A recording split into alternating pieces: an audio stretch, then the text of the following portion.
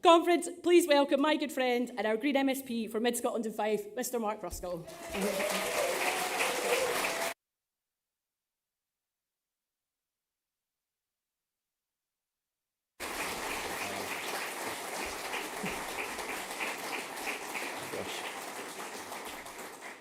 Mags, thanks so much for that. Such a warm welcome. And yeah, it's so good to be here in Fife. And many thanks to Fife Greens for hosting us.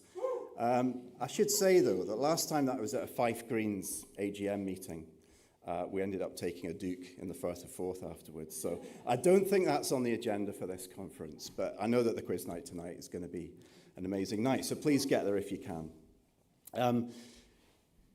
Conference, I think, finally coming to Fife is long overdue, but the timing really does feel right because green policies in government are starting to make a real difference to people's lives here.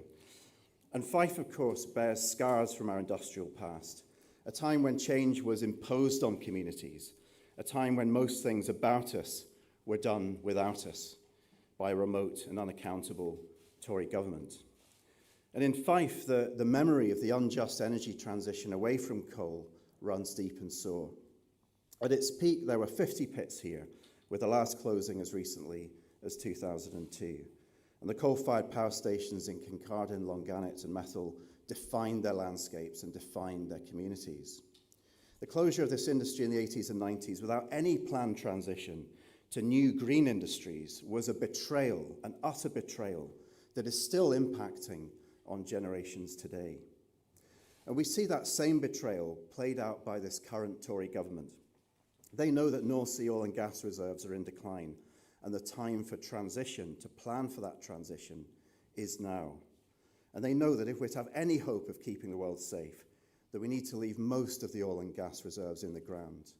But of course, in recent months, they've been printing off oil and gas licenses as fast as COVID contracts for dodgy donors. But the Scottish Greens have stepped up to the challenge of government because we refuse to let communities like those here in Fife suffer all over again, particularly when the challenge of the climate crisis presents so many opportunities for communities as well. So Fife's story also points to a bright future, a transition in an age of climate change which can deliver fair livelihoods, well-being and prosperity. And with Greens in government, we've published a new energy strategy for Scotland, which not only has a presumption against oil and gas and a ban on new coal and waste incinerators, but it also maps out the positive vision for the future of wind, solar and tidal power in Scotland. And that's what will secure jobs for the young people next door at Fife College who are studying engineering and wind turbine maintenance. That's what will power this just transition going forward. But, conference, no one doubts that there will be difficult conversations to be had in the years to come. But as Greens, we've never been shy of having those conversations. And just a few miles from here, the gas plants at Mossmoran remain one of the biggest climate emitters in Scotland. But even here, many workers recognise that their future relies on a real and meaningful change at the site. So a couple of weeks ago, I was pleased to bring together representatives from both the Unite and the JMB unions, alongside the STUC and individual workers at the plant, to discuss what a just transition could look like at Mossmoran. So this is about seeding a worker-led transition that leaves no one behind. And it's our responsibility as Greens to put both people and the planet first. But it's not just the immediate issue of jobs in the energy sector that I've been working on. Our work in government is about making our local environment and communities fairer, better and greener places to live. And I'm already looking forward next year to the reopening of the Levenmouth rail line, reconnecting the biggest urban community in Scotland without a station to the rail network for the first time since the 1960s. And this work, which Mags has been deeply involved with, and the Fife Greens as well, has been about empowering communities to deliver that change. It was a priority that I set out in my acceptance speech when I was first elected in 2003. And every election since then, we've stood with campaigners on the old abandoned railway line in Leven at a photo call, usually with giant orange train tickets that read Leven to Edinburgh on them.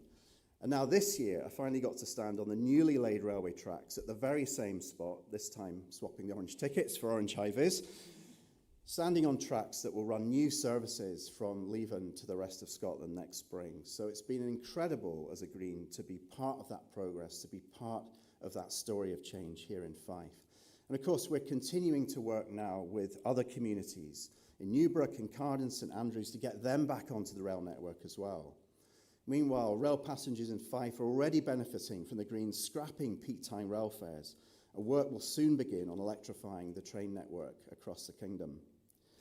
Our policy of free bus travel for young people is also changing lives, allowing people to travel to the college here in Dunfermline at no cost at all. And over 6.5 million free journeys have already taken place since last year in Fife alone, while £500,000 has also just been allocated to Fife Council to start to begin its work on bringing local bus services under more community control. So conference, these are Green policies that started on the floor of this conference. I remember the motions being brought forward on free bus travel, and now it's actually happening across the whole of Scotland. I'm also continuing to fight as the Fife MSP for better animal welfare and an end to cruel practices that have no place in a modern compassionate society. Fife is home to the last greyhound racing track in Scotland, and I've been leading the campaign in Holyrood to get it closed for good. And our work in government to protect and restore Scotland's natural environment is having a tangible impact already here in Fife. We've benefited from over £1 million of funding from the Nature Restoration Fund, introduced by Lorna Slater, which is restoring sand dunes in St Andrews, wildlife corridors between farms in North East Fife, and seeding rewilding projects across the kingdom. And just earlier this month, when Lorna opened bids for Scotland's next national park, I was delighted to see that Largo Bay, just up the coast from here, was already on the potential list. A coastal park which protects Fife's precious dune habitats would be an incredible legacy for future generations. So conference, this party, your party, is responding to the biggest challenges of our times in a way which benefits communities here in Fife and across Scotland. And I'm delighted to introduce now a wonderful colleague who's driving so much of that change at the very highest levels of government in Scotland. Our Minister for Green Skills, Circular Economy and Biodiversity, Lorna Slater.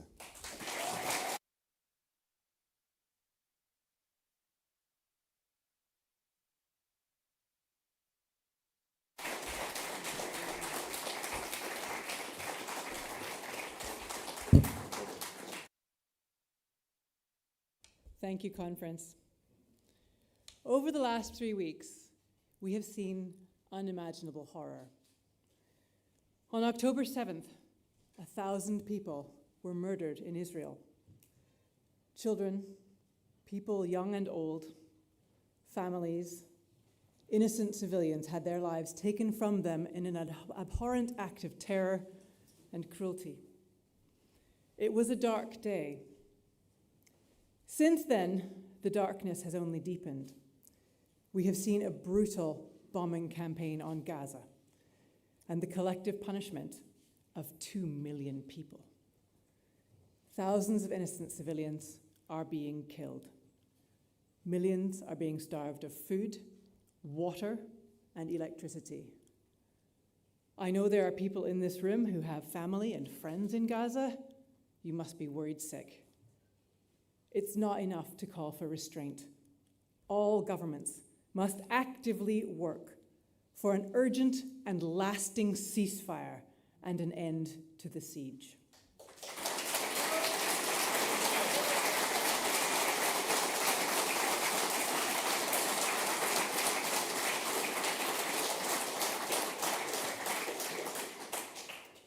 Conference, I want to pay tribute to the work of our First Minister, Humza Yousaf. Despite the awful situation facing his family in Gaza, he has demonstrated real leadership, strength, and empathy at a time when far too many leaders have done the opposite. The killing must stop. The bombing must stop. The war crimes must stop. The occupation must end.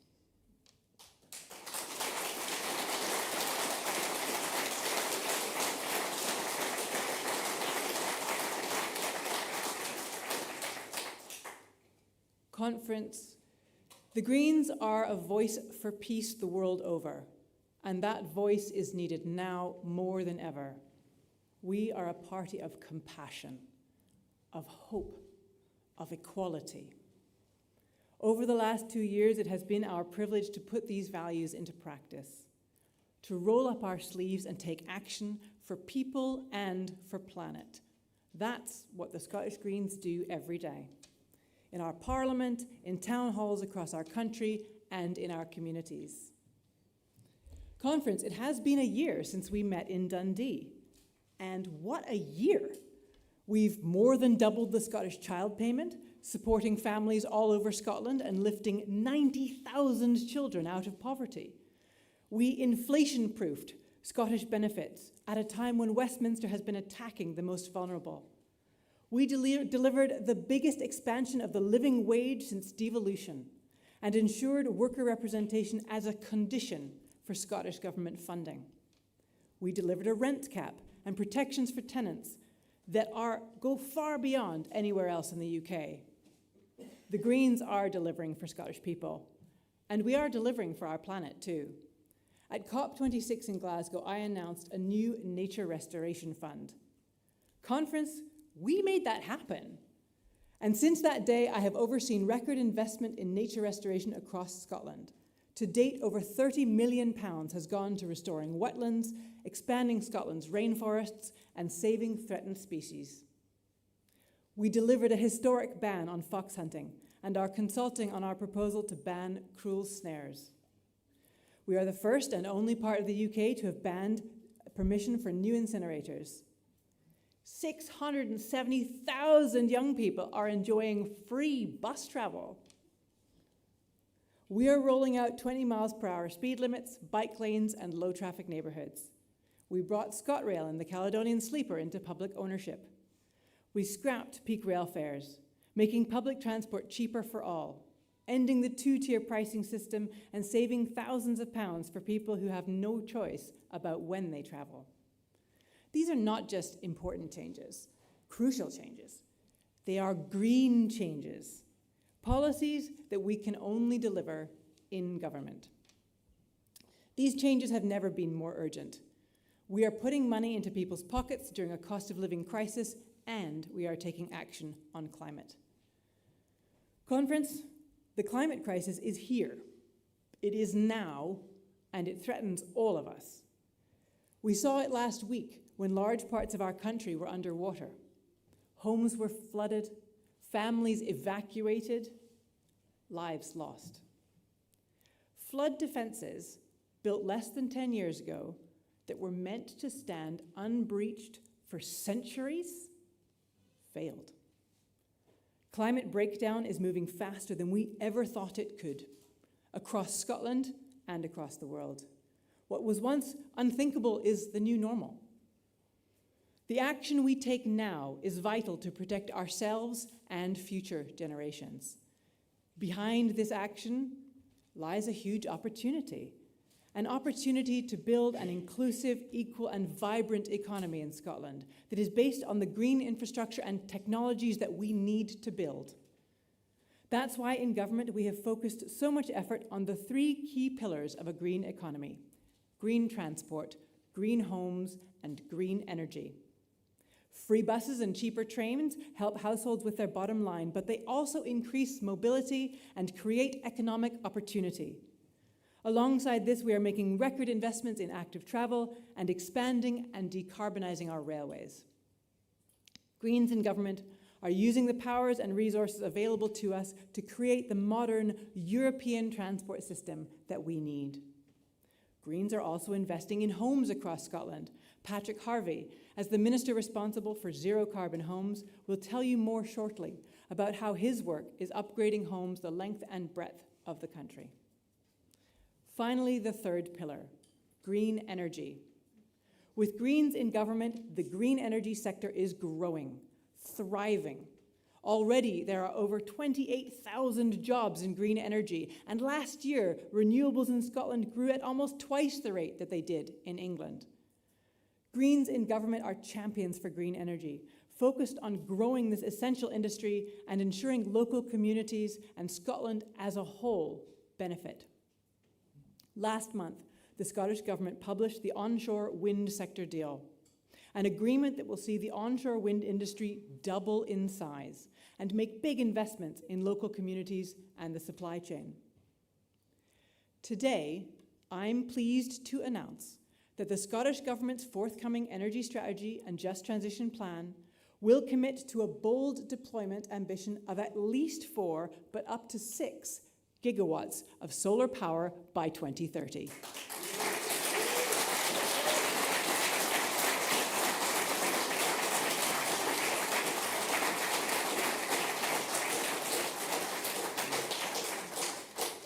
That's 10 times our current solar generating capacity.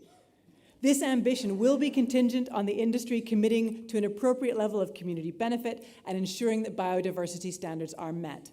It will give Scotland's growing solar industry the confidence they need to invest, create jobs, and help us accelerate the transition to green energy. Green transport, green homes, and a green energy transition require money to pay for them. The Scottish Greens support the principle of progressive taxation. In Scotland, most people pay less tax than those in England, while those who can contribute more pay more. We made that happen. Our income tax changes have meant that £1 billion more every year is being invested in public services across Scotland. We all benefit from that. Better schools, hospitals, libraries. We are empowering councils to double council tax for second homes and have introduced legislation that will allow councils to charge a levy on overnight stays by tourists. Greens in government mean fairer taxes, more investment in our public services, and making polluters pay, as any party who is serious about the climate crisis should be. That's why today I am announcing that the Scottish Government will take forward 2 key proposals for tax powers for our councils to raise revenue and to take climate action. We will work with our partners in local government to empower councils to charge visiting cruise ships a levy.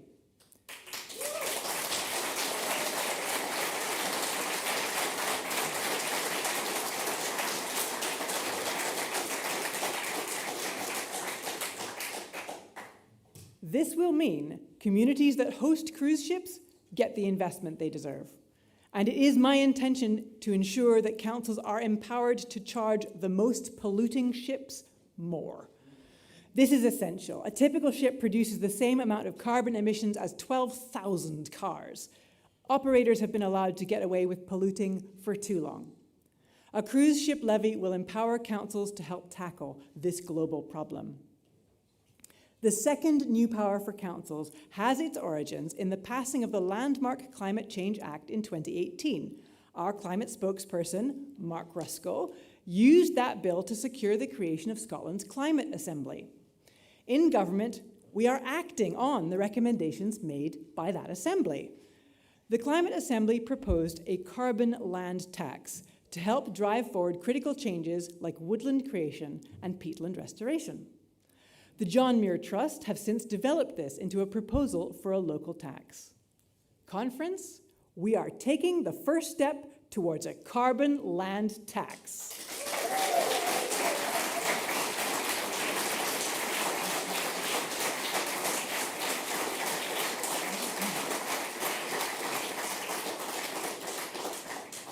I'm pleased to announce today that the Scottish Government will, in partnership with colleagues in councils, explore a local carbon land tax and other policy options to create a fiscal incentive to restore peatlands and create more woodland, with a view to consulting on the preferred option. Before I was elected in Parliament, I was a project manager in the renewables sector.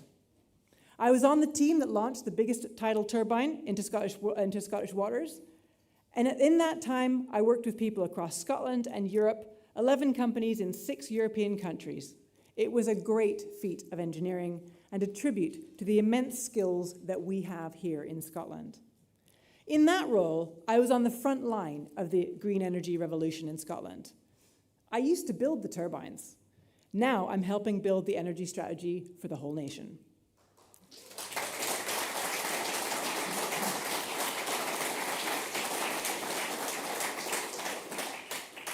In this position, it has become clearer to me than ever before how being a secondary government to Westminster strictly limits our ability to do things differently.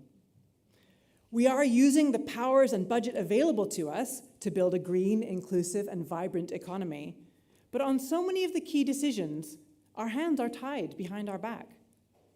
Conference, that is why the movement for our planet and the movement for independence are so linked. It is only with independence that we can have the economic levers that will make the biggest difference, so that we can protect ourselves from Rishi Sunak and his climate climb down, so that we can stop the environmental catastrophe of the Rosebank oil field. It is only with independence that Scotland can rejoin the European and international communities and help drive forward the global action that we need.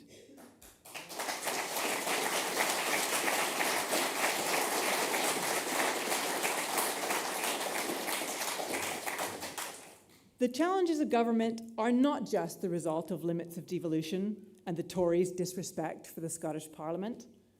A coalition of powerful interests who profit from the status quo have emerged to fight back against green policies. A coalition who would sacrifice our common future for another day's profit at the planet's expense. A coalition against change.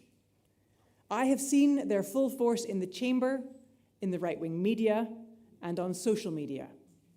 I experience their bile every day. I have seen the depths of contempt that they hold for women in politics. They say that they care about our climate, our future, but they oppose action every step of the way. When I tried to introduce a can and bottle recycling scheme, they acted as if the world was going to end. They said it went too far.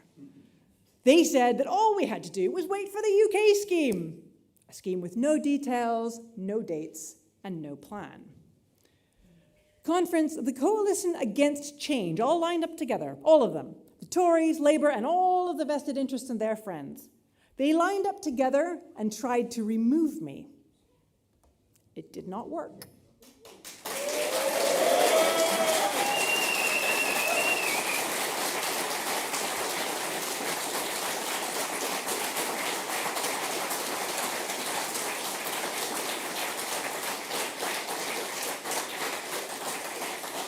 It did not work because this isn't about me, it's about all of us. It's about our movement. They failed and they will continue to fail because the green movement has the momentum. Our movement is the future.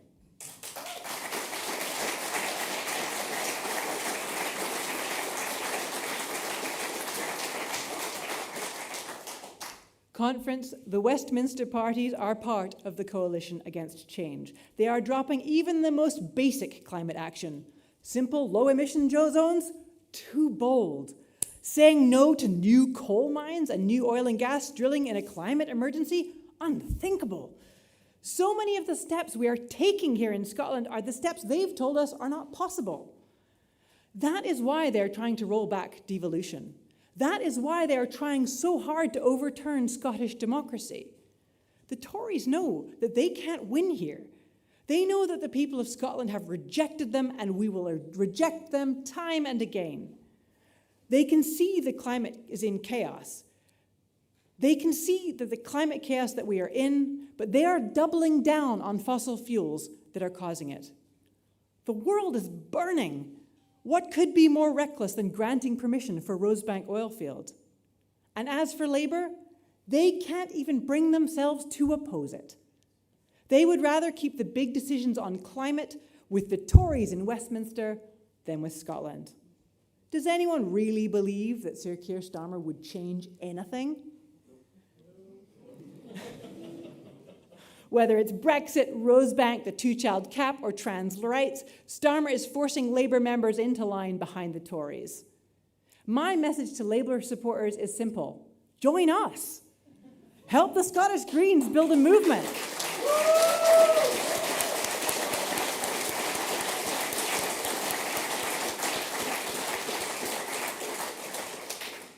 Our movement stands for peace, equality, and climate action. We can do that together. Conference, I know the scale of the task and the challenge ahead of us, and I know how little time we have to do it. But when I look around this hall today, when I think of our movement, I am so proud. Proud of our party, the journey we are on, and the impact we are having in our communities. Our Dumfries and Galway branch, for example, are leading the change in their community. They have been at the forefront of saving local bus routes. And next week, they will host the first meeting of the new Bus Users Forum, uniting communities to push for a bus network that has people at its heart. Yeah.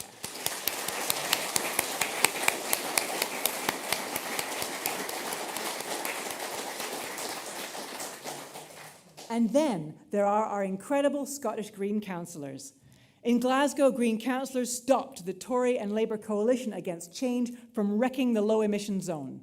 They protected LGBT plus inclusive education, and now every school is set to offer Thai training.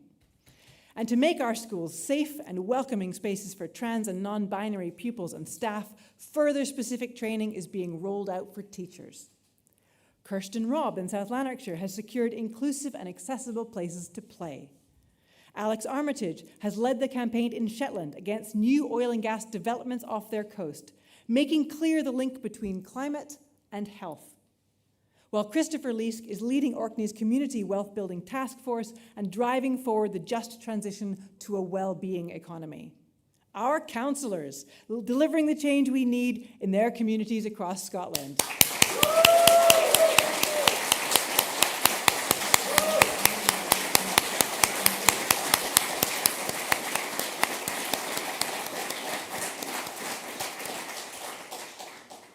Conference, after 20 years in our parliament and at the forefront of our movement, I could not have a better ally, friend and colleague than Patrick Harvie. He has taken the voice of tenants into the heart of government and is delivering warmer, greener homes for people and families all over Scotland. I am delighted to introduce him to you as your next speaker.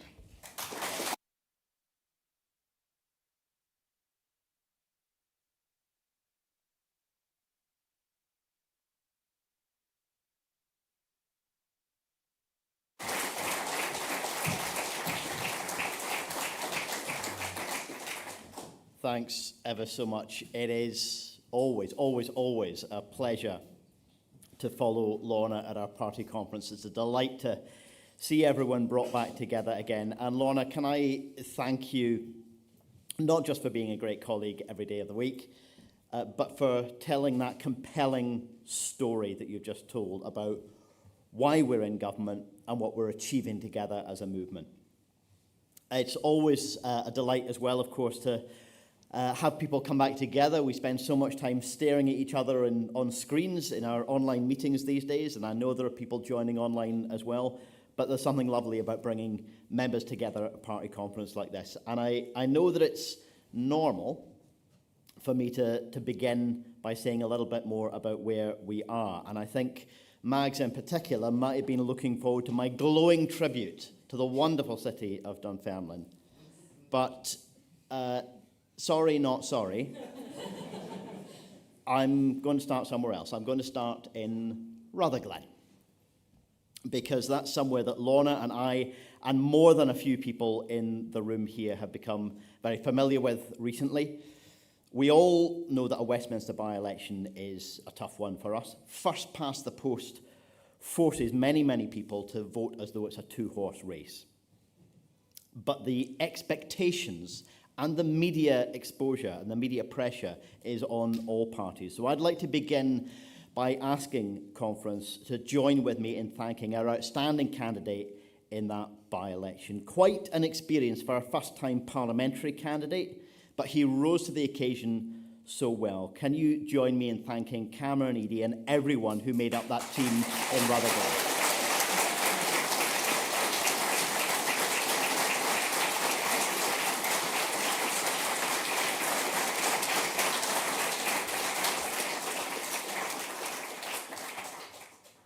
Cameron and everyone who took part in that campaign took our message to new voters that we maybe hadn't spoken to before, showing them that Greens stand up for climate and for nature, for action on hate and discrimination, and yes, for the role of young people in politics too. Building a strong Green presence for future elections in an area where we'd never stood a constituency candidate before. And I was really struck throughout that by the number of people who said, yeah, they probably would vote for one of the big parties, one of the ones they thought were front runners in that by-election, but without very much enthusiasm, and who would always give us their support under fair voting systems for Holyrood and the local elections. But Rutherglen also reminded me, and I think it needs to remind us all, of the work that we still have to do as we approach each election cycle. We need to learn from every experience of election campaigning and keep on improving how they're planned and how they're run. We know because we've learned the hard way what makes successful campaigns. Good, well-supported candidates, so that the experience is one that they want to repeat, and I hope you do. Well-organised, well-led teams on the ground who are committed to working together. And clear and consistent messages that, yes, resonate with people who care about the future, but messages that also relate to where they are right now in their lives and their priorities. When we learn these lessons, we continue to thrive and make sure that we're able to achieve much more. And there's so much more that we need to achieve. Our voters want us to continue to thrive. They want us to make sure that we're in a position to put Green ideas into practice, not just to make speeches for them, but to make decisions for them. For the last 2 decades, we've been growing and getting better, but that journey is far from over. And now, as a party of government, we need to continue to step up. In many ways, Scottish politics is more turbulent than it's been for those 2 decades. One of the few islands of stability in all of that is the consistent trend of record-high poll ratings for the Scottish Greens. Over the last 2 years, poll after poll after poll, showing our support in double digits and the predicted number of MSPs in double digits too, and that's on the back of that wonderful record return of councillors getting elected last year too. Green voters like what they're seeing, and at no time in our history have more people identified with and supported the Scottish Greens. Green ideas have never been more popular, have never been more urgent, and have never been more aligned with the greatest challenges of our time. And I think that's why the opposition to us is becoming ever more extreme, ever more personal, ever more bitter. From the right-wing press, from an utterly broken Tory party, and from the right-wing fringes of other parties.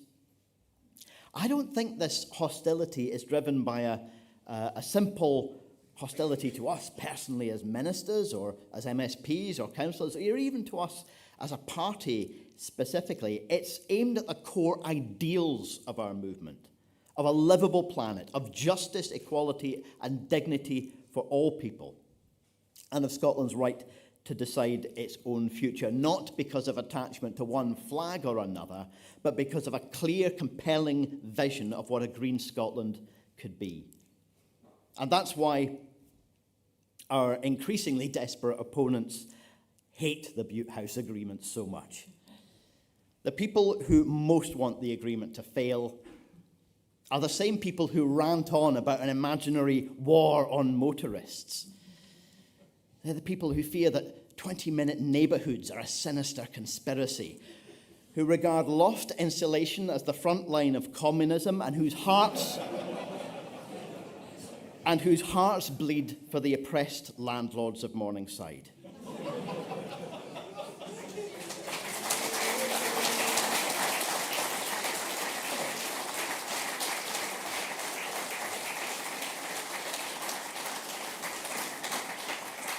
And as Lorna said, these are people who even now Even as the world lurches from destructive fire to devastating flood, these are people who cheer on the fossil fuel industry in its destructive pursuit of new oil and gas. And every chance they get to sow division, they will seize it.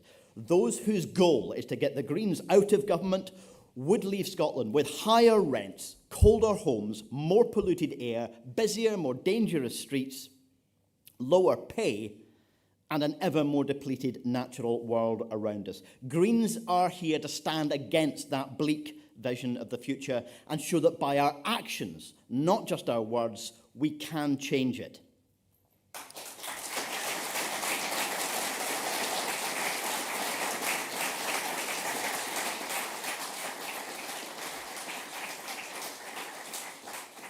So here we are today in what I think is a better place than we've ever been before.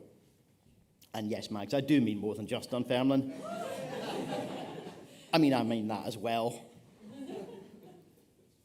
But if we're going to achieve everything that we need to achieve, to be ambitious as we need to be, it means going further and going faster, because we know the clock is ticking ever louder. Lorna has already highlighted a lot of what we've achieved so far, but I think there's so much to shout about, and I want to restate some of it. The first ever green legislation from government, capping rents for tenants and restricting evictions, making our publicly owned rail system more affordable, regardless of what time of day you need to travel. Driving forward fair work as a core part of how we do government in Scotland, and against the backdrop of UK-imposed austerity of the two-child cap, the rape clause, the benefit sanctions and the bedroom tax, we delivered the unique Scottish Child Payment, which has been described by the leading anti-poverty campaigner, Professor Danny Dorling, as the single policy intervention that has created the largest fall in child poverty anywhere in Europe for at least 40 years. I think we should be incredibly proud of that.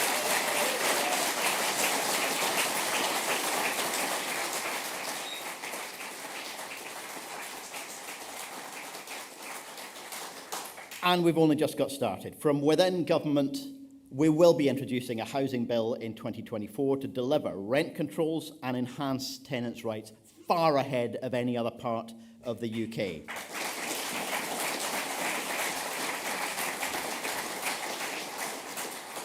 We'll be delivering increased funding for investment in walking, wheeling and cycling at levels that even our Dutch neighbours will envy. We'll be straining every sinew to produce a climate plan that rises to the challenge of the global climate emergency. That work never stops. Now, I know we're going to debate a lot of it over this weekend, but then we'll get back to work delivering more. On Monday coming, for example, I'm proud to say that new rules will be laid which guarantee places for trade unions on all college boards. A case...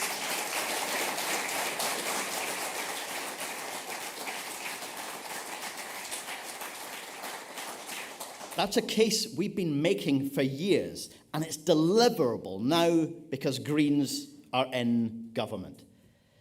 And conference, with Greens in government for the first time, we are changing Scotland for the better. But we're not alone on that journey. More than any other political cause, Greens are part of a global movement. We share with each other. We take strength from each other. Occasionally we disagree with each other, and we learn from each other. Our sister party in New Zealand, for example, has just emerged from that country's general election with a record high number of members of parliament. That's the second time in succession that they've increased in popularity, at the same time as being in government over 2 successive terms. Our friends in New Zealand show that we can have both achievement and ambition. We can be both challenging and cooperative. We can be both decision makers and movement builders. And it's not just connections that are forged across the oceans that give us that strength of argument. In many parts of the world, we see some of the same bitter arguments being played out. Right-wing populism pitted against people and planet. In Germany, for example, over this summer, heat pumps have become the new hate symbol of choice for the extreme far right, the climate change deniers on the far right. And here in the UK, a Prime Minister desperately clutching at anything he thinks might give his party a chance of clinging to power has once again chosen to copy the extremism of the far right. Only last month, he had the gall to stand behind a podium with the slogan, "Long-term solutions for a brighter future," while reading a speech which amounted to a betrayal of current and future generations. They're undermining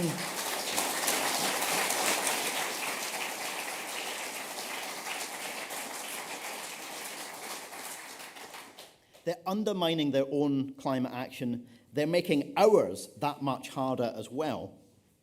But the UK government really does have the power to make the transition to net zero more easy and affordable for people, like breaking the artificial pricing that takes cheap, clean, green, renewable electricity and forces people to pay more for it. That one policy change alone would have done more than any other to help people cut emissions and do it cheaply. And instead, he just watered down, delayed and downgraded climate action. A lot of that speech should just have been laughable. Some of his Tory colleagues trotting out absurd conspiracy theories, and he was reduced to inventing spurious, non-existent policies and then immediately saying, "I've scrapped it."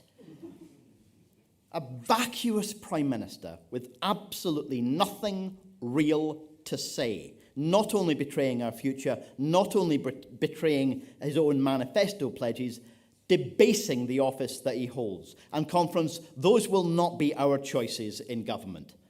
With Greens in government, Scotland will do what the science demands, what the public wants, and what our party is dedicated to. We'll press forward with climate action, because any stalling on transforming, for example, how we heat our homes would mean accepting the tyranny of global fossil fuel markets, and those markets operate in ways that only benefit brutal regimes and dictatorships. It would mean surrendering to the harshness of fuel poverty and turning away from heating our homes through clean, green energy produced here in Scotland. So, conference, those are not the choices I will make. In past decades, this country has made really dramatic heat transitions on a huge scale. In the 60s and 70s, and the cloaks of coal smoke hanging over our towns and villages, that was transformed rapidly, and we must and will make such a dramatic transition again. Yesterday, I published my annual report on the progress that we're making with that 21st century heat transition. Over the last year, we passed new regulations that mean from next April, all new buildings will be heated by zero-emission sources. We provided support to 138,000 households. We've launched a new version of a Warmer Home Scotland's programme. That's an over £700 million programme of funding to tackle fuel poverty, and we've revamped our grants and loans for replacing boilers with clean heating, the most generous package of support in the UK. And let's be absolutely clear about one aspect of this contrast between the UK and the Scottish approach. Last month, Rishi Sunak scrapped energy standards for private rented homes, consigning private tenants to colder homes and adding over £300 a year extra on their fuel bills.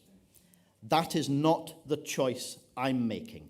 Our path to a zero-carbon future will not include abandoning Scotland's 300,000 private tenants to cold, damp homes, higher fuel bills and fuel poverty. That's why I'm confirming to you now that, unlike Rishi Sunak, we won't scrap action on this. The Heat in Buildings Bill, which I'll take through Parliament, will include new regulations to make sure landlords invest in the improvements that give tenants the warm, healthy homes that they deserve to live in.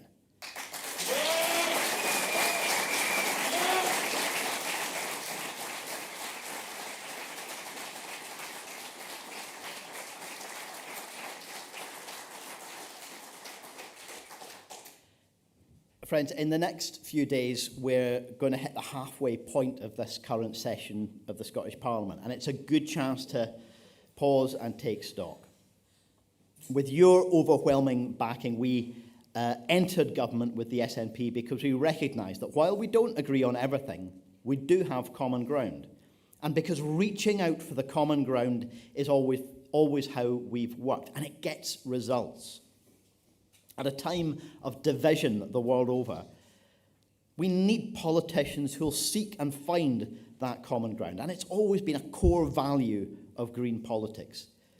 We share a common hunger for Scotland to be able to chart its own future, but ours is a different vision of independence to that of the SNP's. More radical, more decentralised, more eager to use the levers that independence gives us to achieve that greener and fairer Scotland. And so much of what's happened since 2014 has made this more urgent. Brexit, right-wing populism, the lurch of Labour to the right, ditching its principles at breakneck speed. All of this amplifies the urgency of being able to choose our own path forward. But I do share the frustration that too much time has been spent on discussing the how of independence, the questions of process, when we should be talking about why. Because here and now, our Parliament is already under threat. Time and again, over the last year, the Tories have lain waste to the idea of the Union as a partnership of equals, blocking long-awaited gender reform, destroying recycling ambitions, and cheerleading from the Scotland office in the shape of Alistair Jack as he tramples over devolution with all of the finesse of a toddler on a sugar rush.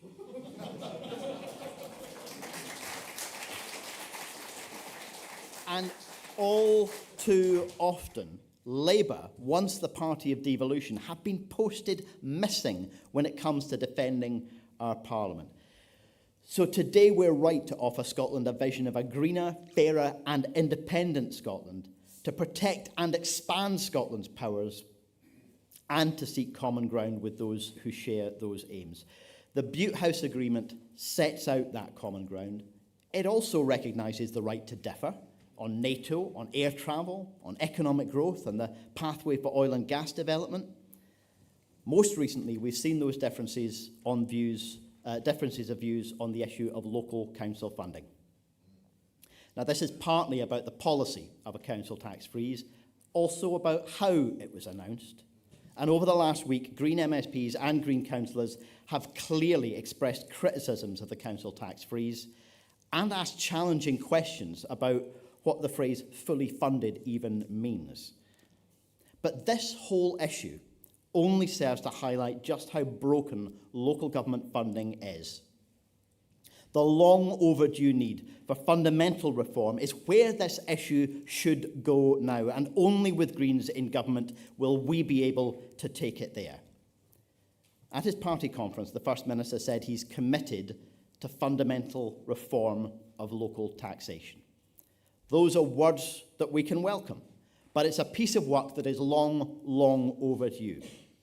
And that's why, since his announcement, we have secured the recognition of the First Minister that the process of reform now needs real momentum. So Green MSPs will make sure that over the same time period as this year's budget process, a timetable and way of working will be agreed so that by the end of this Parliament, there will finally be a firm alternative put forward to complete the long overdue replacement of council tax.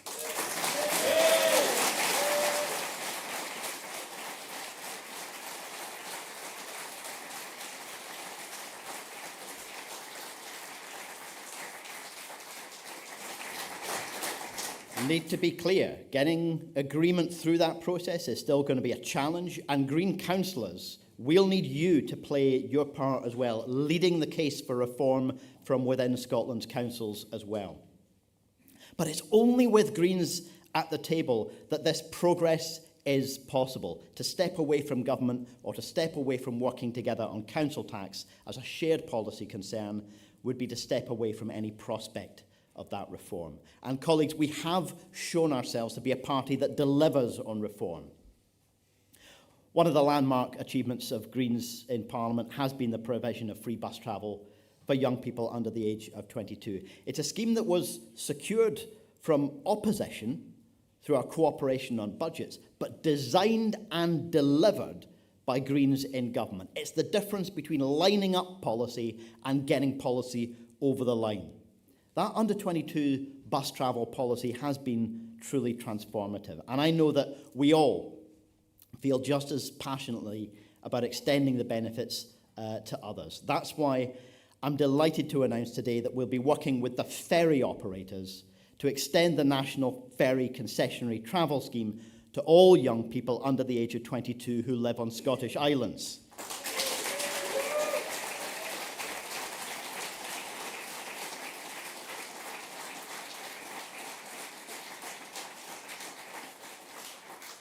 There is a current scheme that covers 16 to 18-year-olds, providing a set number of journeys each year. But as a result of this announcement, many more children and young people will benefit. It's yet another example of Greens in government determined to make all forms of public transport more affordable. But as well as that, some of the most vulnerable people in Scotland are those who are seeking asylum.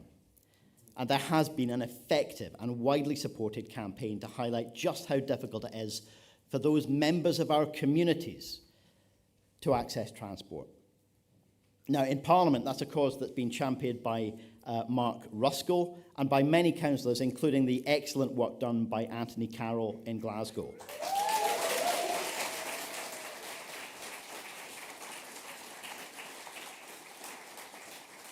So I am really delighted to be able to announce today that we have agreed that the next Scottish budget will provide £2 million to allow asylum seekers resident in Scotland to access free bus travel.